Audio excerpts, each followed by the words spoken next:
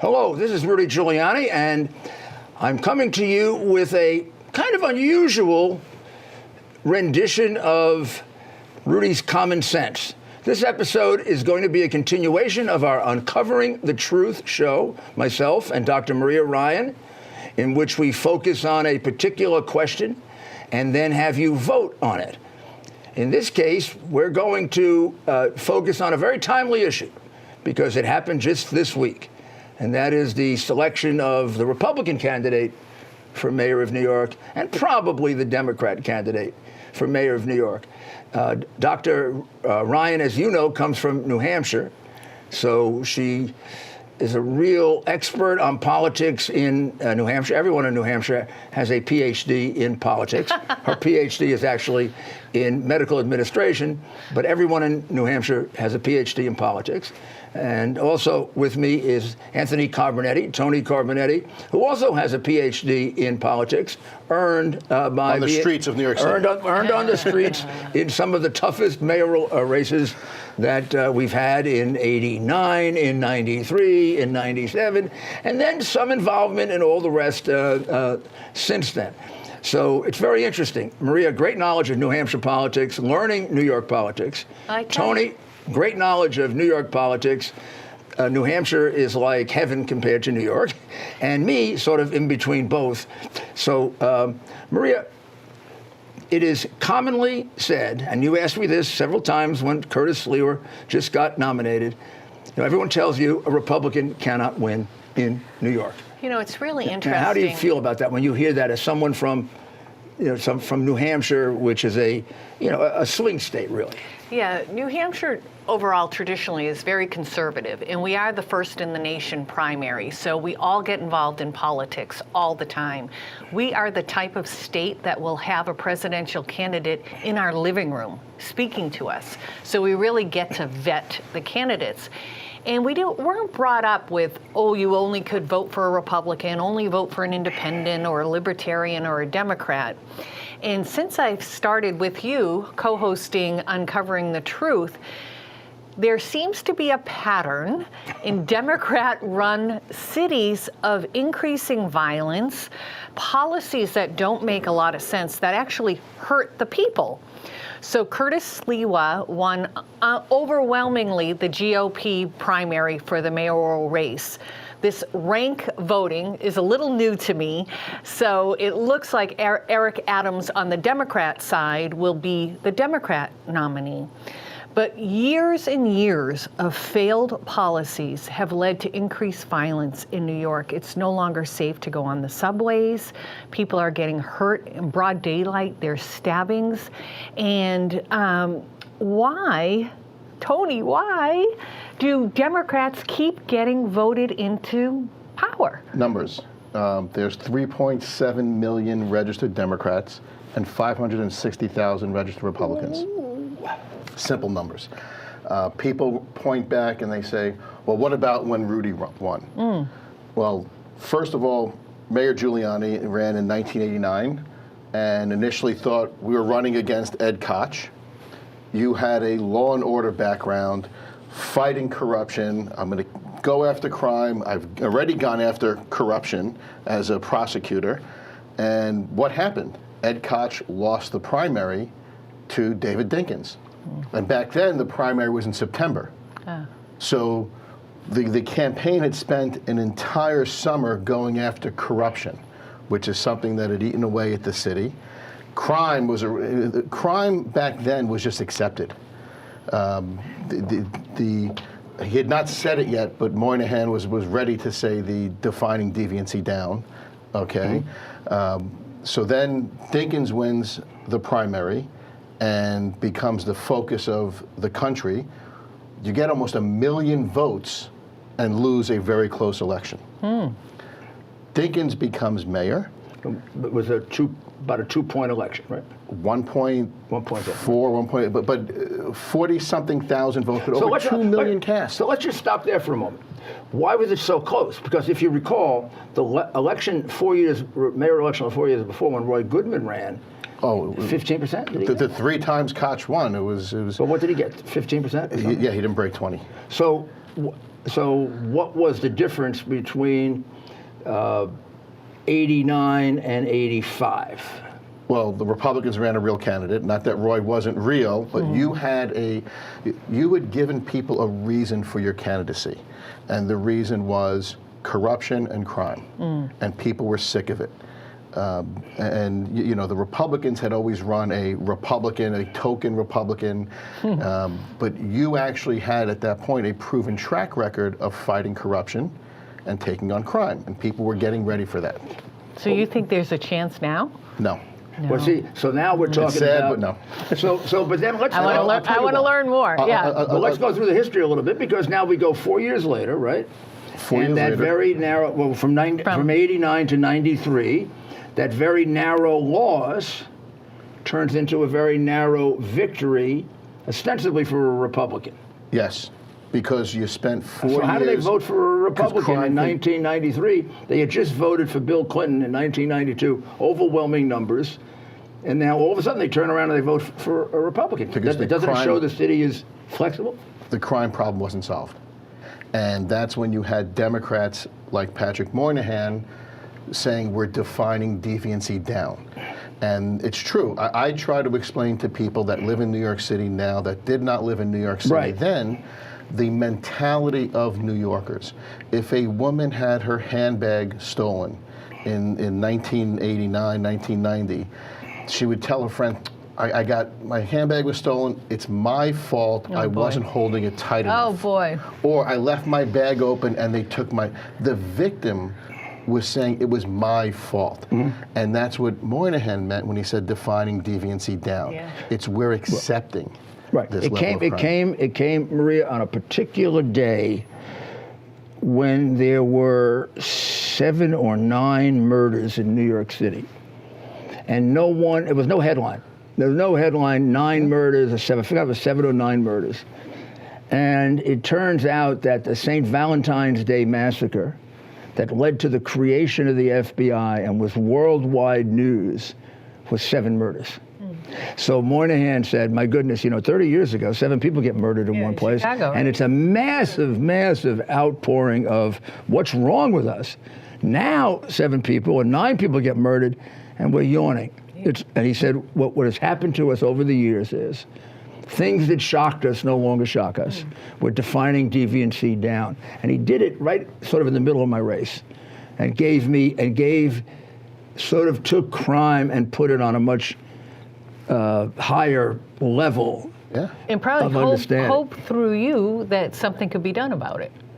But isn't that same hope with Curtis Sliwa? Like he talks about law and order and crime. We haven't hit that point yet, okay?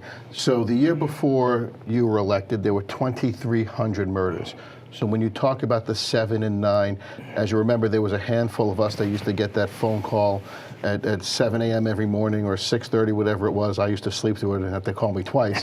but telling us how many murders there were the night before. Right. Oh my And God. when there's 2,300 murders a year, sometimes there's 9, sometimes there's 4, sometimes, and it's horrible. They would read out the list of homicides, and 8 years later, we're down to 600 and change. Right. And, you get past the random murders.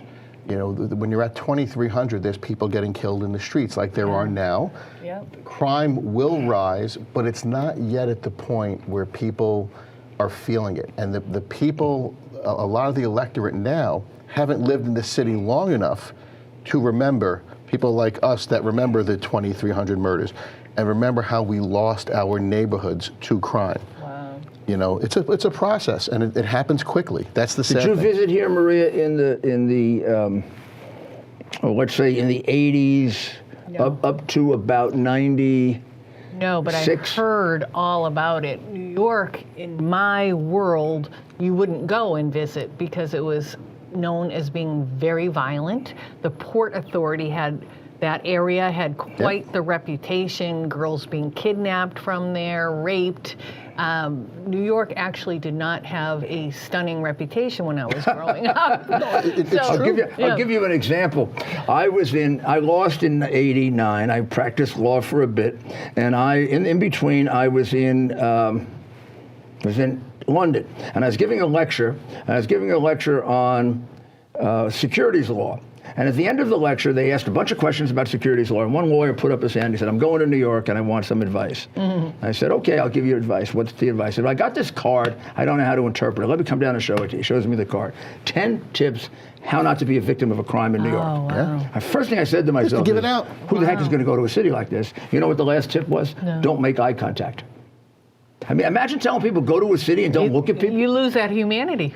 Well, I mean, so our numbers had plummeted.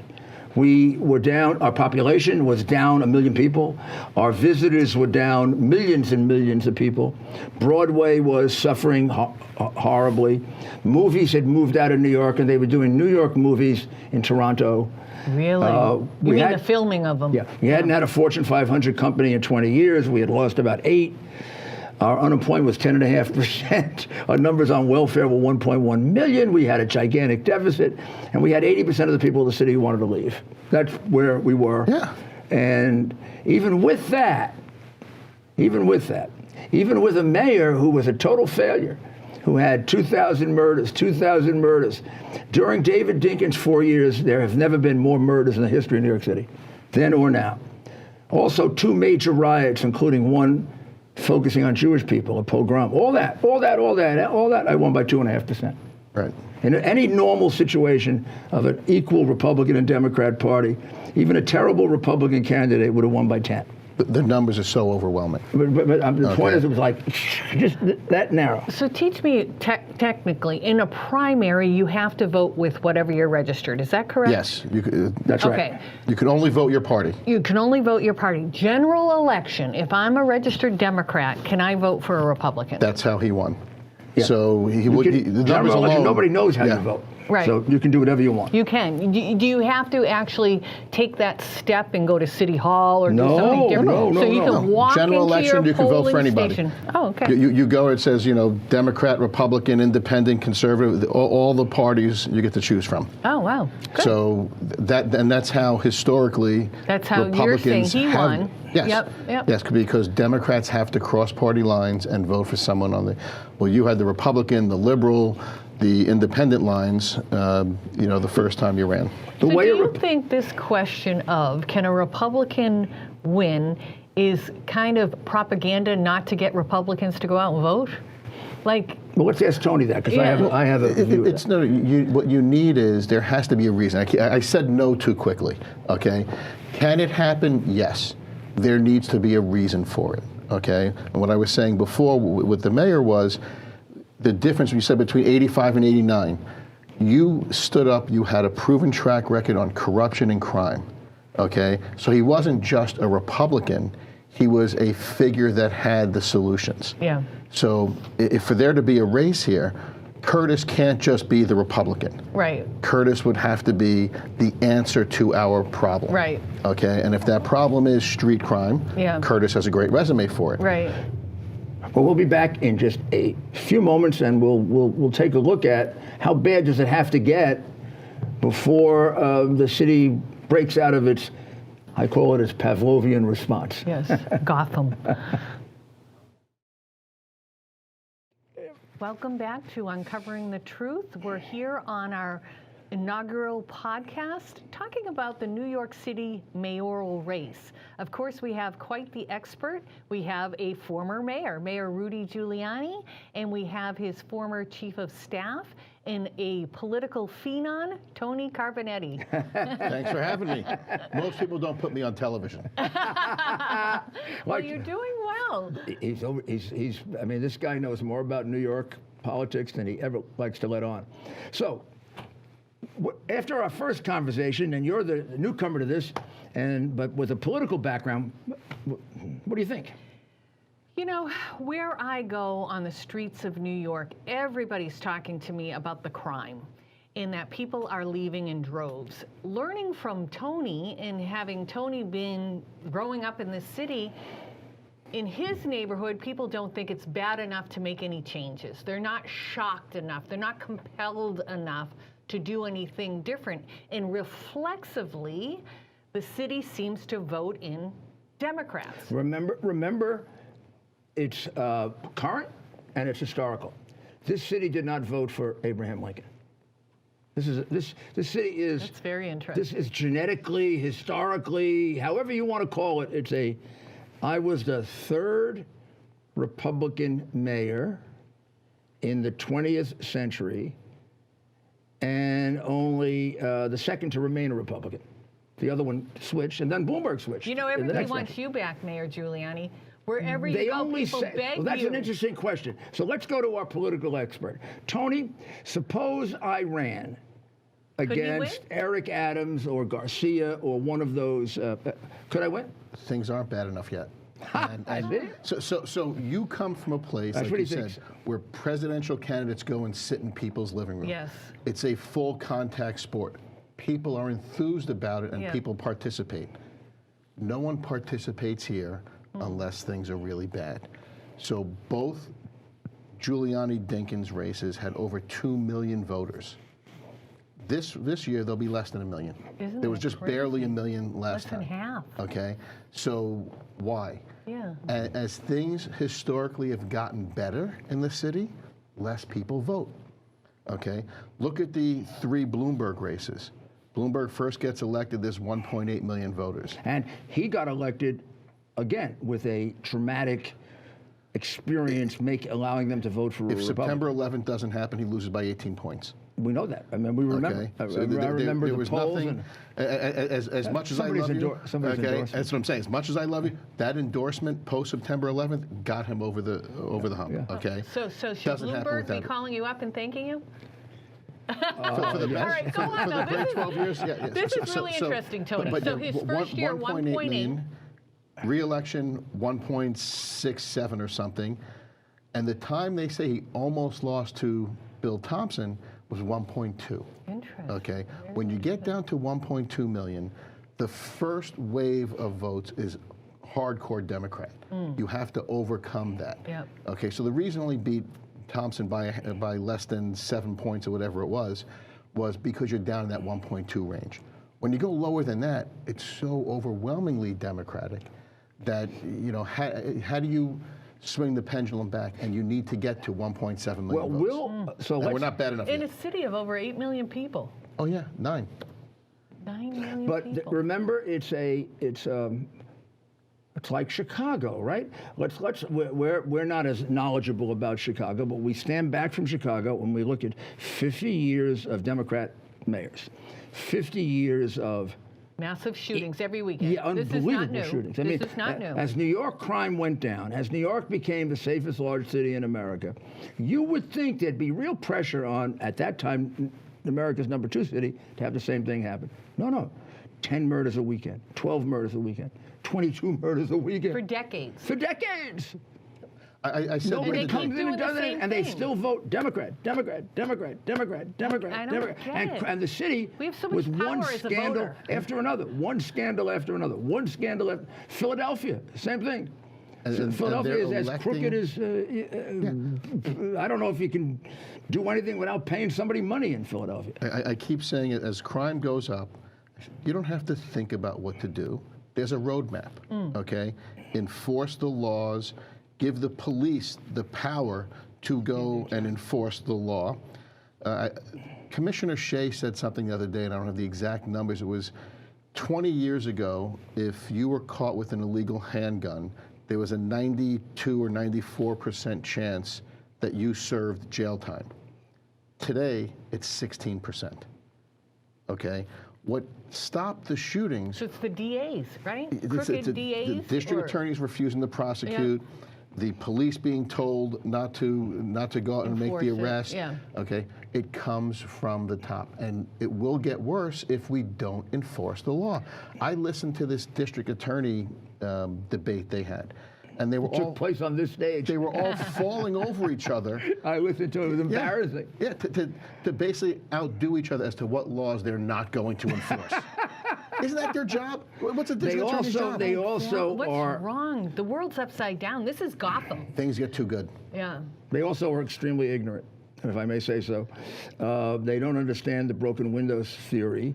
Somehow they think it's my theory, so they can ignore it. I wish we would advertise it as a theory that comes from Harvard University. Yeah, it's a professor. Because they're a bunch of snobs, and if they knew it came from Harvard University, they take it more seriously. It comes from James Q. Wilson. And I saw it work one way, which is if you enforce the small things, you bring down the big things. Because actually, in enforcing the small things, you don't even know it, but you're enforcing the big things. So when we went and got the squeegee operators, the guy doing the windows, because it right? becomes a culture of But half of them turn following out the to be law. very dangerous criminals. The guys jumping over the turnstiles, half of them turn out to be. You want to stop crime on the subway now, right now? Arrest everybody who isn't paying the fare. You say to yourself, oh, how's that going to happen? Half the people doing it don't pay. Do you think the guy that gets on the subway and throws the old lady on the track paid the fare? Exactly. Exactly. not funny, and then but, we get the sick gun control thing. Yeah. We get, let's do gun control. Let's, like Biden. The only one let's who do has a gun control. in California or here in New York are the bad people. Yeah. So In New look at Hampshire, we all carry a gun. But look at the number of shootings, and how many of those are registered handguns. Yeah. So Yeah. that argument doesn't carry. Like Exactly. 7%.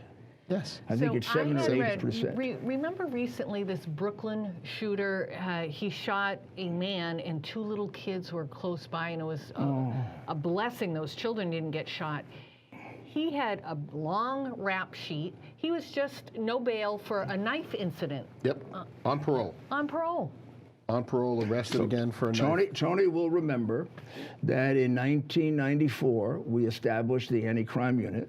We established it originally to work on Times Square as undercovers with the policemen on horses to pick out the pickpockets and the muggers. They turned out to be so good we used them to get guns. I don't think there's ever been a unit in the history of law enforcement that took more guns more successfully, more quickly than they did. Wow. They're the reason the murder rate went down 65%. And where are they today? They were fired by Disbanded. de Blasio on one of his liberal suck-ups. So here's what happens. When you read about a house party or a graduation and there's a shooting, people shouldn't feel comfortable to take their illegal weapons out. Right. They were not comfortable when there was the undercover unit, because if they got caught with a gun, they spent a year in jail. But now they've basically handed out 8 million gun permits because I'm never going to stop you. Yeah. Okay? Yeah. And most incidents, most shootings take place not because someone intends to go shoot someone. They happen to have their gun on them when a fight breaks out, Or they and then get, it becomes a or shooting. they get a lot of these things occur if you understand the community. Well, you've been dissed, you've been dishonored, you've been. But a street that fight would be, becomes a shooting. So Yeah, when I right. was a kid, that happened. I grew up in Bedford-Stuyvesant, and or I went to high school there. That used to happen all the time. You dishonored me. You're dishonored. You're 15 years old. How can you dishonor a 15-year-old? You get into a fight. Yeah. Boom, you get into a fight. Toward the end, knives started to come out. But this is we're starting the late 50s, early 60s. Knives started to come out. Now, what Tony is saying is, you got the gun available, then the gun comes out right away. Yep. If you don't have the gun available, you should have a fear of taking that gun out. Okay. Yeah. You should say, if I get stopped, I'm going to jail for a year. Yeah. Why would I take it out? Yeah. Now Anti-crime. there's nothing. Now there's nothing, right? There's no bail. No fear. No fear. no anti-crime, no bail, and no stop, question, and frisk.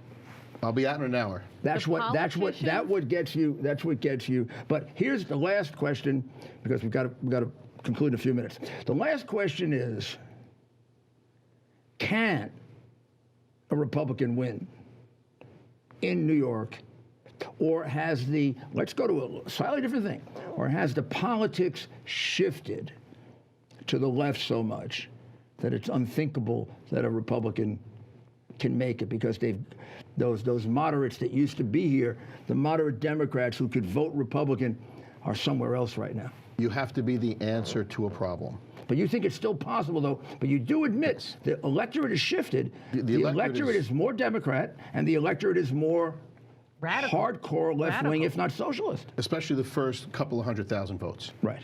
But if you're the solution to a problem, and right now I don't think people realize the problem is that great. It will be in the next 2 years, because you fall off the cliff faster than you climb the mountain. Okay, and it took us 20 years to climb the mountain. I mean, your 8 years went from 2,000 plus murders down to 600, and the following 20 went from 6 down to 3. right? So that it's like that. The That last big part, chunk. and the last part's hard too. Okay, Yeah. but because the randomness is gone, so but it's going to go from 3 to 4 to 5. It's going to climb a lot quicker than people think. Yeah. You want something really, really terrible to think about?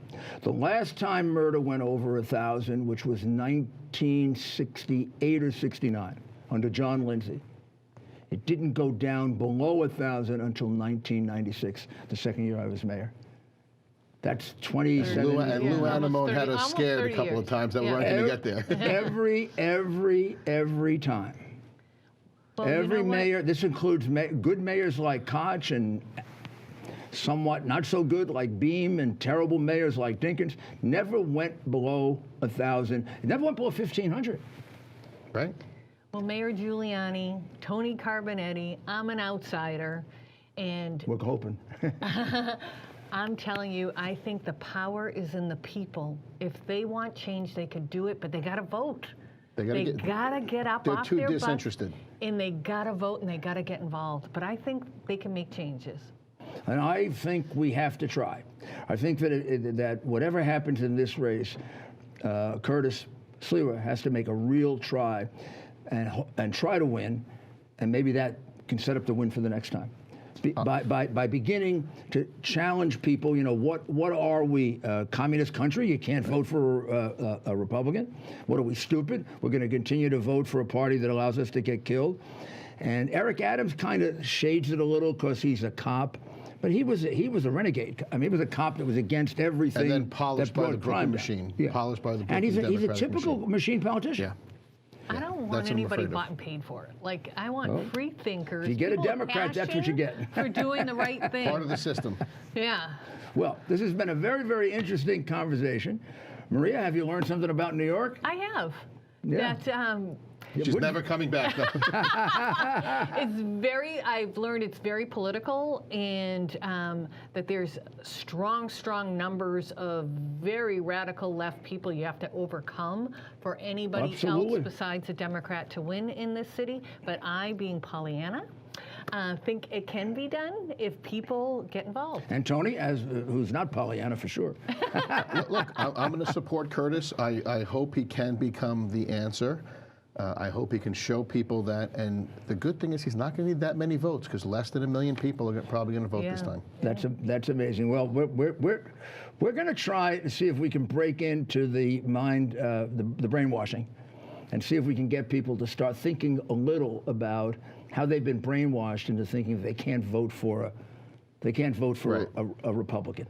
I mean, people are getting shot in the street, people are getting raped, people are getting thrown on the subway. And it really is the policies of de Blasio and Cuomo, who are Democrats, who cause it. You got to change those policies. Yeah. But let's see what happens. Fascinating discussion. Thanks Thanks for having me. Thank you, Dr. Maria. You're a great partner. You, of course, were I'll a terrific shake your chief. hand. You, of course, were I'll blow you a kiss, Gus. a terrific chief of staff. And we'll be back. Thank you very much. Thank you.